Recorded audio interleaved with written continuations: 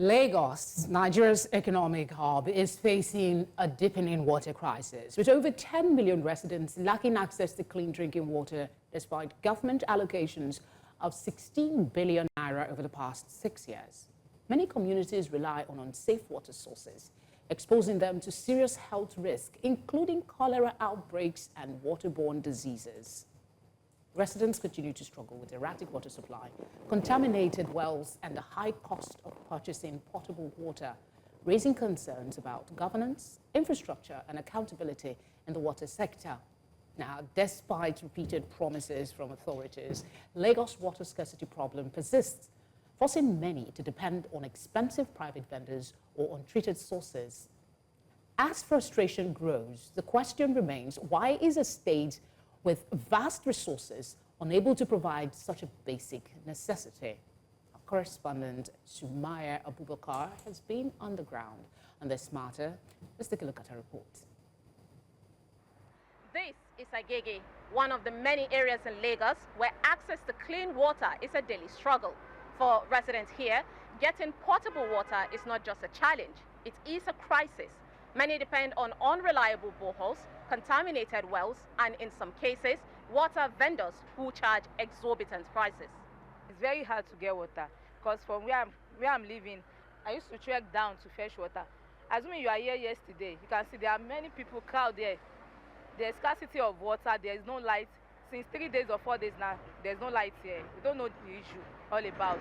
And it's not being easy waking up in the morning, fetch water to bathe my baby, and one is going to school also. It's very, very stressful. Za su iya tallafa akan a samu ruwa ko siroji haka na taimaka ma al'umma. Za su roji na taimaka ma al'umma wadda wahala zai rage ko ba haka ba. Insha Allah. Mu san wannan wahala na ruwa shi rage. Da in ya rage mu ma dadin mu ne.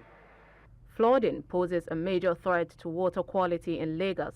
Sewage systems overflow, contaminating water sources with harmful bacteria and pollutants.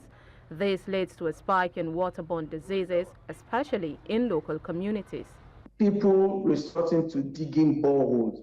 This is most rampant in Lagos. I would say that Lagos, and by extension Nigeria, will have one of the most drilled aquifers in the world. And these are serious environmental implications. It has serious geological implications. It even has serious social justice implications, because what it then means is that it is those who are able to afford the cost of sinking boreholes and being able to access power, electricity supply, are the ones who have access to water. And they don't even use it sustainably. They don't use it judiciously. There's no regulation in that regard. You know, one thing about water is that it depends the way you do it. The depth, the increase in depth make the water that's coming out from the borehole to be pure. So for this area, there are some people, when they do their borehole, it's around 110 feet, 120. But when I do my own, I have to go to 150. The Lagos state government has launched various water projects, but the reality on the ground tells a different story. Now this is the current situation. And until concrete solutions are implemented, millions of Lagos residents will continue to face this daily struggle, putting their health and well-being at risk. These questions remain, so how long will they have to wait? In Lagos, for News Central, Sumayya Abubakar. Our correspondent there, Sumayya Abubakar, giving us a closer look at the Lagos state crisis with water. She joins us now to break down her findings and discuss the broader implications. Sumayya, you're welcome. Thank you very much for joining us. Thank you so much. Thank you for going about Lagos, trying to help us solve our age-long crisis of water. 6 years, 16 billion, or is it million naira awarded, and still nothing. What else did you find out when you went around, especially in this terrible weather? I mean, first of all, what I found out the first time was that the people were just angry and they were frustrated. But I would have to say that Lagos residents have, some sort of hope on their government that they would come to their aid, because they made complaint about the electricity, lack of it. There seemed to not be power for over a week, in my own understanding. And that also has not been helpful, because while they don't even have the tap water, they also have to pay exorbitant prices whenever there is no electricity. So that makes life more difficult, and you have to like constantly leave your home to go to somewhere, pay, and then come back to use water. Is this and alien? that water is not as Is clean. this alien to you coming from Abuja? This is Yeah, something new to that's you? I'm wondering. Yeah, I mean, in Abuja, there are people that have to purchase, buy water, but not as much as this. Because I know Abuja people, a lot of them just have boreholes in their home. And I know some areas also have tap waters. So. Yeah, a long time ago, I lived in Lokoja, and they used to have even parts of, where again now? I can't even remember where it is. They used to have this Marwa, where they carry water. And do you still have that in Abuja? No. It's no longer in We only Abuja, have so the there's a step forward. All right. Does it bother you, though, the contrast? You have a city that is built mainly on water, and the people seem to be starving, the community there. Does it bother you about that? It bothers me. As a journalist, we know that we are the bridge between the people and the government. So when you go there and you see these communities not having water, it's really scary. This is Lagos. This is one of the biggest, largest economy in Nigeria. And Felicity, you agree with me that while growing up, we used to have tap water. I don't know if Lagos though, but we used to have tap water. So what happened? At what point did we start getting it wrong? So it bothered me, and I feel this is an appeal, honestly, this video. Yeah. I could have easily sampled the government, but I wanted the government to listen to the people. That's against shutting people down. But there's a part of it, because all the stuff I've read about the situation of water in Lagos, it seems that most studies say women are disproportionately affected. They have to let things, other productive things slide in order to go get water and wake up very early and all of that. Was this confirmed in any way in the course of you doing this report in Lagos? Absolutely. In my report, you saw Modupe, one of the residents, talking. Now, of course, you know how sometimes these people don't even want to come in front of the camera, but there were a group of women there with her, and everyone was just lamenting of how it tends to be so difficult for them, because she says, I have kids, I have to wake up in the morning, go get the water, come back, bathe them, and all of that. And still, they can't even consume this water. The Agigi that I sampled, a borehole, it's looking so dirty, and I got irritated. And I'm thinking, how would you even close your eyes or turn a blind eye to getting water from that place and using it on your body? No, it's the only source now, isn't it? They're buying it, right? If it's the only source, well, might as well just get it and try and make it purified when I get home. But I wanted to tell you a story. I like to go back to the 1980s. Festac was built on sandfield land, and it had one of the best water distribution connections I've ever seen. But this was since the 80s. I think it never got past the 90s, and then that was it. We never got water in our homes anymore. So we had to start making boreholes or digging wells in our homes to actually get water, which it's a shame.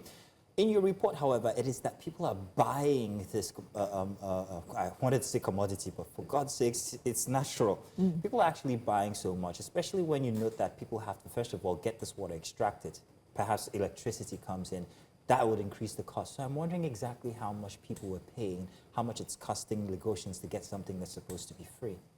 I mean, talking back to what Felicity was saying, you know, some of them holding, this with a bit of can on the side. It's quite small, but from the borehole owner, he mentioned that he sells for from 50 to 100 naira. Oh, wow. But then I spoke to the water vendor, that's the Meroa, and he said per jerrycan, they charge 1,000 naira and 1,000 to 500 naira if there is no electricity. So that is huge. That is 1,000 naira for water in one jerrycan. And we're talking about hygiene. I mean, you can't talk about sanitation without good access to water. But there is a tricky part to all of this.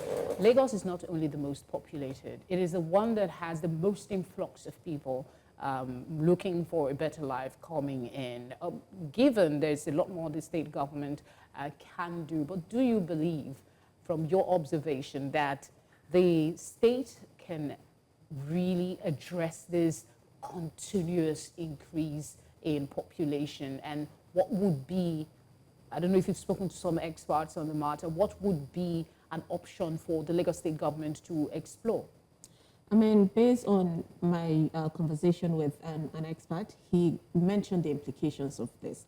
And he said, while the government have been doing a good job or making some efforts to make sure they avert this crisis of lack of access to water, there seems to be an unplanned, Lagos population, the buildings, and yes, indeed, we know. So because of that, sometimes even where maybe there will be pipelines of water following it, there are buildings on top of that place, and the people, there seem to be lack of trust between the people and the government. So when the government say, okay, can you leave this place so that we could build some waterways, they tell you, no, we're not leaving because we think you cannot actually give us somewhere better or somewhere at least that we could stay. So there is that.